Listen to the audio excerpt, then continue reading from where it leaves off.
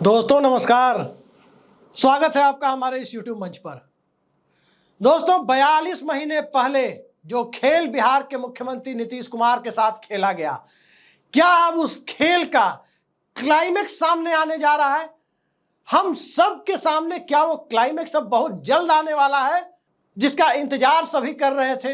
राजनीतिक हलकों में सबको इंतजार था कि जिस प्रकार से नीतीश कुमार को राजनीतिक तौर पर छोटा करने का प्रयास किया गया, जिस प्रकार से राजनीतिक तौर पर नीतीश कुमार की पार्टी को नंबर 3 पर लाने की पूरी बुनियाद रची गई, क्या नीतीश कुमार यूं ही जाने देंगे?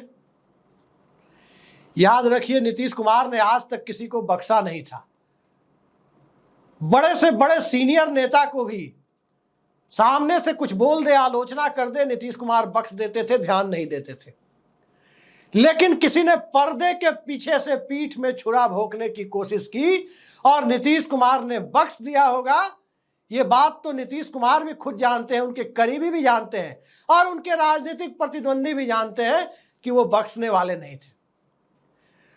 और जिन लोगों ने 42 महीने पहले एक कथित चिराग मॉडल के माध्यम से जनता दल यूनाइटेड को कट शॉर्ट करने की कोशिशें की, विधानसभा में 71 से घटाकर 43 पर लाने की कोशिशें की, एक मजबूर मुख्यमंत्री के रूप में नीतीश कुमार को सरकार चलाने पर मजबूर किया और एक मजबूर मुख्यमंत्री ने, एक विवश मुख्यमंत्री ने 3 साल में 3 बार शपथ लेकर बिहार की राजनीति में खुद को उपहास का पात्र बनाने पर मजबूर हो गया।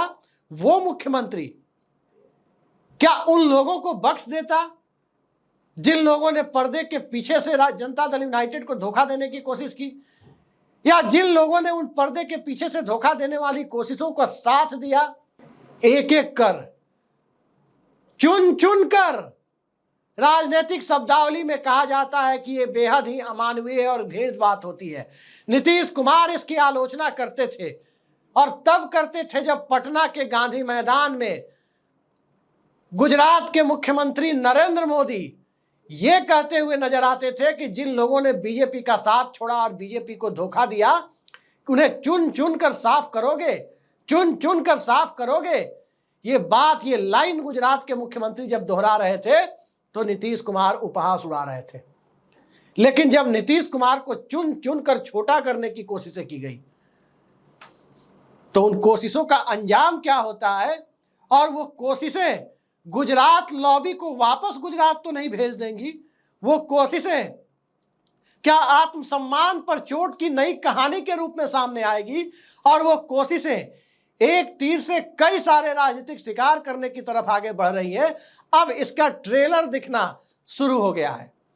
याद रखिए, नरेंद्र मोदी वो लड़ाई लड़ रहे हैं, वो राजनीतिक संघर्ष नरेंद्र मोदी लड़ रहे हैं जहां एक तरफ उनके सामने सत्ता की तीसरी पारी है तो दूसरी तरफ उनके सामने सत्ता, पार्टी, संघ, इन सब का एक साथ कमान छूटने की जो परिस्थिति बनी है, उसमें अहमदाबाद में भी, गांधीनगर में भी नरेंद्र मोदी और अमित शाह के लिए कोई सुरक्षित राजनीतिक ठिकाना, राजनीतिक तौर पर सुरक्षित ठिकाना जिसमें सियासत चलती रहे और सियासत की दुकानदारी जिंदा रहे, क्या वैसे हालात भी बचेंगे?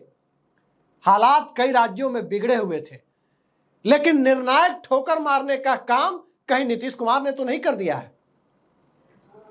कई सारी परिस्थितियां एक साथ जिम्मेदार है।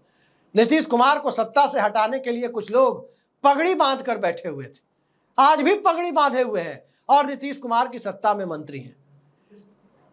और वो पगड़ी, क्या वो पगड़ी भारतीय जनता पार्टी की तरफ से 4 जून को नए सिरे से बांधी जाएगी, या 4 जून को भारतीय जनता पार्टी के सामने वो परिस्थितियां उत्पन्न होंगी जिसमें प्रधानमंत्री वही बनेगा जो नीतीश कुमार तय करेंगे, जो नवीन पटनायक तय करेंगे, जो चंद्रबाबू नायडू तय करेंगे, और सबसे बढ़कर भारतीय जनता पार्टी के अंदर चुपचाप सब कुछ सहन कर रहा वो खेमा तय करेगा?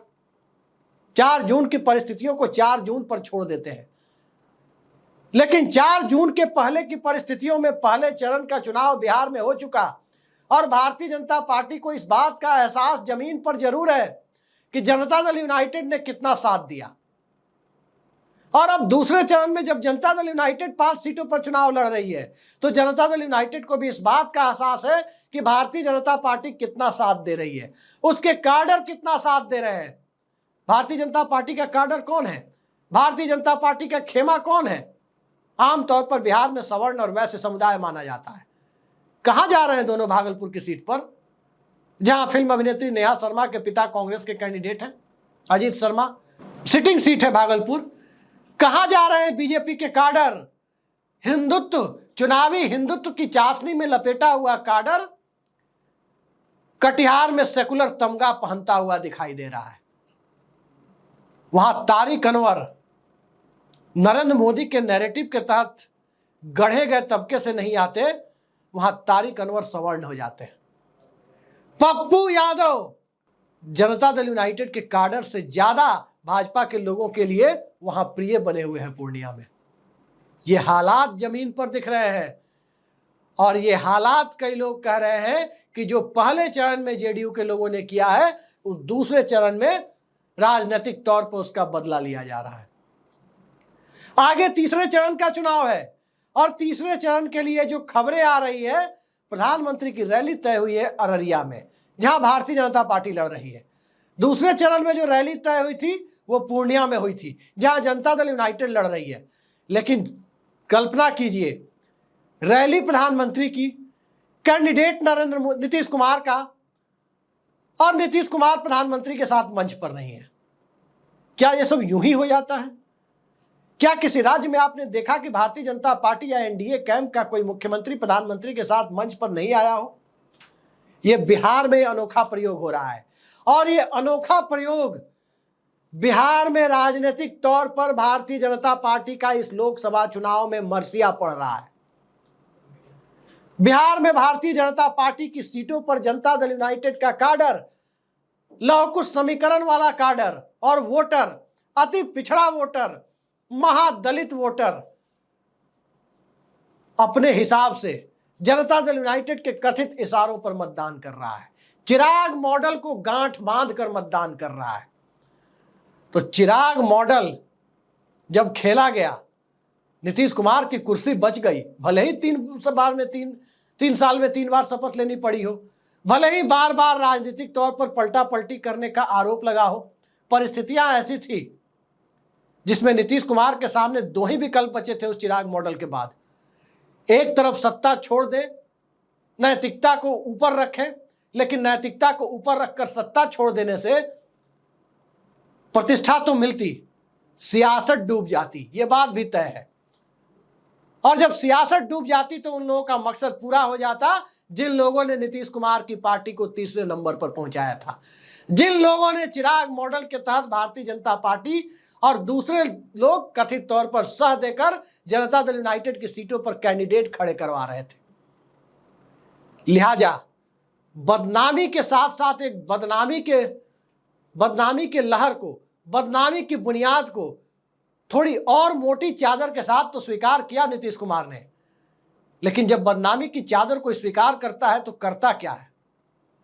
स्वाभाविक है कि जब बदनाम हो ही रहे हैं तो जिन लोगों ने इस हालत में पहुंचाया है उसे तो नहीं बख्शेंगे। यह मानव स्वभाव होता है, हमारा, आपका, सबका, किसी का हो सकता है कि आप आम के बगीचे में बैठे हो सकता है कि कोई सड़ा हुआ आम हो सकता है कि कोई कीड़े लगे हुए आम हो, और आप उस आम के ऊपर पत्थर फेंक रहे हो और वो टूट नहीं रहा है, तो बगल में दूसरा आम है। आमतौर पर लोगों को लगता है कि नहीं, दूसरा आम भी तोड़ सकते हैं, लेकिन मानव स्वभाव का एक दूसरा पक्ष ये कहता है कि नहीं, इस आम को तो तोड़ेंगे ही, और निशाना लगाकर जब तक तोड़ेंगे नहीं तब तक चैन नहीं मिलेगा। यह मानव स्वभाव है और स्वाभाविक है कि नीतीश कुमार कोई देवता नहीं है। भारत की राजनीति में कोई भी व्यक्ति देवता नहीं है, कोई भी व्यक्ति महात्मा गांधी और जयप्रकाश नारायण नहीं है। तो जो खेल 2020 में हुआ, 3.5 साल पहले, यानी 42 महीने पहले जो खेल हुआ, 42 महीने बाद उस रूप में सामने आ रहा है जहां से गुजरात वापसी की संभावना ही एकमात्र रास्ता दिखाई दे रही है। और दुनिया का दस्तूर यही होता है दोस्तों, जो ऊपर चढ़ रहा है उसे सलाम ठोका जाता है, उसे सलामी दी जाती है, और जो नीचे गिर रहा होता है उसे गिराने के लिए और ज्यादा तेजी से धक्का दिया जाता है। तो सवाल यह है कि धक्का कौन दे रहा है, गिरा कौन रहा है। इससे भी बड़ा सवाल यह है कि नीतीश कुमार धक्का देने की भूमिका में अपनी पार्टी और अपने कैडर को लेकर आ गए हैं, या नीतीश कुमार धक्का देने के बदले बकायदा पैर में लंगड़ी फंसाने में ज्यादा यकीन रखते हैं। कौन सा काम नीतीश कुमार कर रहे हैं, नीतीश कुमार जाने। आज नीतीश कुमार की पार्टी जितनी सीटों पर लड़ रही है, अगर बहुत साफ गोई के साथ कहा जाए तो 12 सीटें जो आरजेडी और मुकेश सहनी की वीआईपी पार्टी के खिलाफ जेडीयू लड़ रही है, उन 12 में सिर्फ एक सीट जहानाबाद पर मजबूत टक्कर आरजेडी दे रही है, और बाकी 11 सीटों पर क्या हो रहा है, कैसे लड़ाई हो रही है, उसे बहुत कुछ तो खुलकर नहीं कहा जा सकता, क्योंकि कुछ संवैधानिक मान्यताएं हैं, और संवैधानिक मान्यताओं के साथ चुनाव के समय की जो आदर्श परिस्थितियां होती है उनका भी हमें सम्मान करना होता है। लेकिन तेजस्वी यादव की भाषा पर देखिए, या तो एनडीए को पूर्णिया में या इंडिया को यानी जेडीयू को, बीच का रास्ता नहीं होना चाहिए। चाचा स्वीकार है, पप्पू यादव स्वीकार नहीं है। तो क्या चाचा चिराग मॉडल का बदला एक महाचिराग मॉडल से लेना चाहते थे? इस वजह से 28 जनवरी को पाला बदल किया था, और उस बदला लेने के बाद पुराने पॉलिटिकल फोल्ड में वापस लौट जाएंगे, पुराने राजनीतिक घर में क्या वो वापस लौट जाएंगे? भतीजे की चाचा के प्रति जो भाषा निकलती है, जो स्नेह है, बहुत कुछ इशारा करता है। साफ साफ जाहिर होता है कि जनता दल यूनाइटेड के 3 विधायकों ने जब सरकार के पक्ष में मतदान किया तो तत्काल उनके डिस्क्वालिफिकेशन का नोटिस क्यों नहीं स्पीकर को दिया गया? क्या यह मिला जुला खेल था कि सामने से वार करने की स्थिति में भारतीय जनता पार्टी को बहुत मुफीद नहीं है, तो बेहतर है कि घर में घुसकर, गठबंधन में घुसकर राजनीतिक तौर पर वार किया जाए? बिल्कुल चिराग मॉडल का एक नया कलेवर के साथ उसे पेश किया जाए।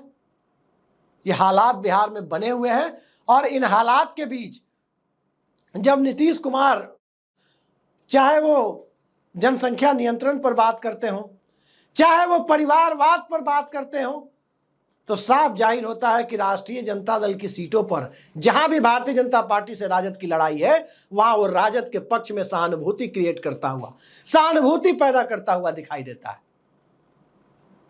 ये बात सभी जानते हैं कि जहां जनता दल यूनाइटेड चुनाव लड़ रही है, वहां पसमानदा मुसलमानों के अंदर, खासकर पसमानदा मुस्लिम महिलाएं नीतीश कुमार के कार्यकाल को याद रखते हुए भले ही घर में किसी से ना कहे, लेकिन ठीक ठाक संख्या में 20-25% तक वहां जाके वोट दे देती है। ये बात आरजेडी भी जानती है कि अधिकतर पसमानदा मुस्लिम महिलाएं चुपचाप तीर छाप वाले फॉर्मूले पर यकीन करती हैं, जहां तीर छाप होता है, और नीतीश कुमार भी जानते हैं कि जहां कमल छाप होता है, वहां कमल छाप के सामने आरजेडी चुनाव लड़ रही है तो मजबूती से लड़ने दो, सहानुभूति पैदा होने दो। किडनी पर लोग सवाल उठाते हैं तो उठाने दो। क्या हो रहा है आखिर बक्सर में? क्या कर रहे हैं जनता दल यूनाइटेड के कार्यकर्ता? क्या कर रहे हैं उपेंद्र कुशवाहा की सीट पर जनता दल यूनाइटेड के वर्कर और वोटर्स? क्या हो रहा है रोहिणी आचार्य और मीसा भारती की सीट पर जेडीयू के वर्कर्स के द्वारा? क्या होता हुआ दिख रहा है गिरिराज सिंह वाली सीट पर? आलोक मेहता बनाम नित्यानंद राय की लड़ाई में जनता दल यूनाइटेड का कैडर कहां दिख रहा है? क्या कोई सपने में भी सोच सकता है कि सूचना और जनसंपर्क विभाग का मंत्री, जिसके जिम्मे मुख्यमंत्री की छवि को निखार कर जनता के बीच पेश करने की जिम्मेदारी है, उस मंत्री के बेटे को कांग्रेस पार्टी यानी विपक्ष टिकट दे और वो मंत्री नीतीश कुमार की कैबिनेट में बना रहे? कोई सोच सकता है? क्या कारण है कि इस प्रकार की चर्चा उठी है कि ललन सिंह अब फिर से राजनीतिक रूप से प्रमुखता पा गए हैं? और क्या कारण है कि अशोक चौधरी के बारे में भी हल्ला हो रहा है कि अशोक चौधरी अब भूजा पार्टी, जो नीतीश कुमार के क्लोज लोगों की भूजा पार्टी होती है, शाम में एक साथ लोग भूजा खाते हैं, स्नैक्स वगैरह खाते हैं, विशुद्ध देसी और शुद्ध खाना होता है भूजा, जो शाम में लोग नाश्ते के तौर पर लेते हैं। उस भूजा पार्टी से अशोक चौधरी के बाहर किए जाने की खबरें आ रही है। अशोक चौधरी और संजय झा ये दो चेहरे थे जो नीतीश कुमार को भारतीय जनता पार्टी के साथ लेकर गए थे। और ललन सिंह और विजेंद्र यादव ये दो चेहरे ऐसे हैं जो राजद का साथ बनाए रखने के पक्ष में थे। आखिर विजेंद्र यादव और ललन सिंह एक बार फिर से प्रमुखता कैसे हासिल कर गए, ये सबको दिखाई दे रहा है। और क्या नीतीश कुमार के कुछ करीबी अफसरों तक ईडी पहुंचने का खतरा था, ये डर दिखाया गया था। तो ईडी के सहारे जो राजनीतिक गठबंधन होता है वो मजबूरी का गठबंधन है, और मजबूरी का गठबंधन ज्यादा देर नहीं टिकता। फेविकोल का जोड़ बनाया जाए और वो फेविकोल अगर नकली हो, वो फेविकोल ही अगर एक तरह से पायरेटेड हो, तो वो फेविकोल जोड़ नहीं सकता है। अटल बिहारी वाजपेयी और लाल कृष्ण आडवाणी के साथ जो जोड़ था वो बेहद मजबूत जोड़ था, क्योंकि उसमें अविश्वास नहीं था। आज का जो गठबंधन है वो ईडी सीबीआई के सहारे खड़ा किया गया गठबंधन है, चाहे महाराष्ट्र हो या बिहार हो। वरना आप सोच सकते हैं कि जिन चिराग पासवान को उनकी पार्टी तोड़ने में भारतीय जनता पार्टी की भूमिका थी, उनके बंगले को खाली कराने में भारतीय जनता पार्टी की भूमिका थी, क्योंकि उन्हीं की सरकार थी और अभी भी है, वो चिराग पासवान क्यों जमे हुए हैं? और उन्हीं चिराग पासवान को नीतीश कुमार के खिलाफ इस्तेमाल करके लड़वाया क्यों गया? ये बात बाहर से लोगों को समझ में नहीं आएगी, अंदर से सबको सब कुछ दिख रहा है कि जनता दल यूनाइटेड में जो प्रो आरजेडी कैंप है, जिसमें ललन सिंह, विजेंद्र यादव, वशिष्ठ नारायण सिंह जैसों की गिनती होती है, वो एक्टिव हो चुका है। और जो प्रो बीजेपी कैंप है वो अब धीरे धीरे अस्ताचल की तरफ जा रहा है।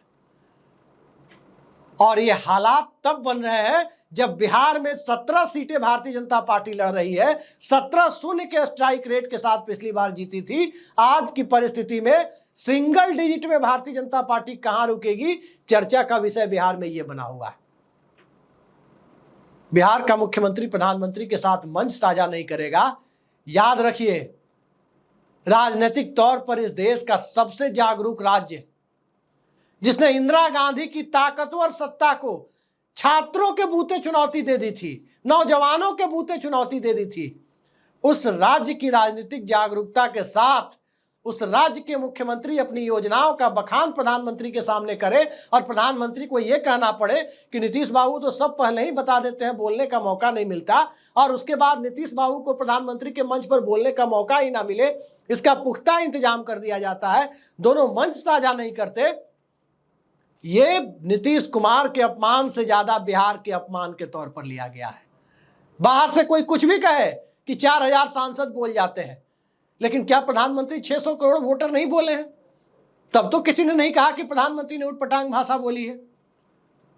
नरेंद्र मोदी ने ही बोला था कि भारत के 600 करोड़ वोटर, तब स्लिप ऑफ टंग नहीं था। और 400 सांसद को नीतीश कुमार ने 4000 सांसद कह दिया तो स्लिप ऑफ टंग हो गया। यह दोहरा रवैया दरअसल गोदी मीडिया का हो सकता है। नीतीश कुमार की आलोचना इस बात के लिए जितनी हो सकती है करनी चाहिए कि बार बार उन्होंने राजनीतिक तौर पर पाला बदलकर, परिस्थितियां चाहे जो रही हो, राजनीतिक शुचिता का उल्लंघन किया है। और राजनीति में शुचिता नहीं बनी रहेगी तो इस राजनीति का कोई मतलब नहीं है। लेकिन वो भी शुचिता का उल्लंघन था जब चिराग मॉडल के तहत जनता दल यूनाइटेड को छोटा करने की कोशिश की गई, बल्कि किया भी गया विधानसभा में। तो जब शुचिता से लड़ाई होती है तो सामने वाला भी शुचिता के साथ जवाब देता है। लेकिन लड़ाई जब बिलो द बेल्ट चली जाती है, समझौते जब गलत तरीके से कराए जाते हैं, और चुनाव जब गलत तरीके से केन प्रकारेण षड्यंत्र के सहारे, कॉन्स्पिरेसी के सहारे लड़ने की कवायद होती है, तो ध्यान रखिए कि जो लोग नीतीश कुमार को करीब से जानते हैं, पर्दे के पीछे का षड्यंत्र अगर कोई नीतीश कुमार के साथ करता है और उस स्कूल में खुद को जाकर चाणक्य कहता है, तो कई लोग ये मानते हैं कि उस स्कूल के प्रिंसिपल का पद नीतीश कुमार काफी पहले छोड़ चुके हैं। षड्यंत्रों की सियासत क्या होती है, बिसात क्या होती है और राजनीतिक थ्योरी क्या होती है, ये तभी तक मायने रखती है जब सामने वाला सीधे सीधे लड़ाई लड़ रहा हो। सामने वाला लड़ाई एक साथ 3 गठबंधन कर चुनाव लड़े तो नीतीश कुमार तो 5-5 गठबंधन कर सकते हैं।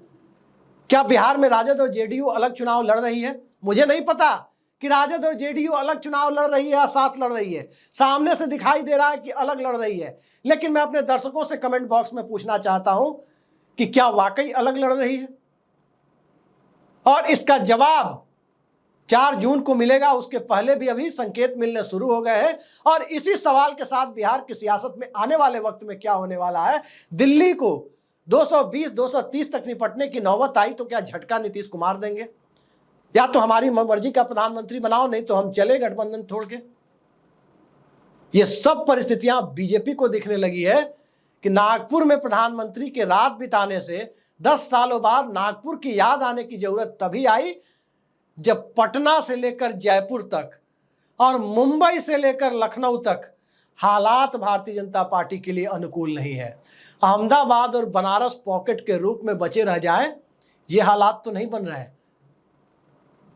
कहा कुछ भी नहीं जा सकता, लेकिन बहुत कुछ संकेतों के रूप में दिखाई दे रहा है। और अभी देखते जाइए, अभी पहला चरण हुआ है, दूसरा, तीसरा, चौथा, 5वां चरण होने दीजिए, आपके सामने और क्लियर पिक्चर आ जाएगी। और उसी क्लियर पिक्चर के इंतजार के लिए बिहार के मुद्दे को हम यहीं छोड़ते हैं। फिलहाल के लिए इतना ही।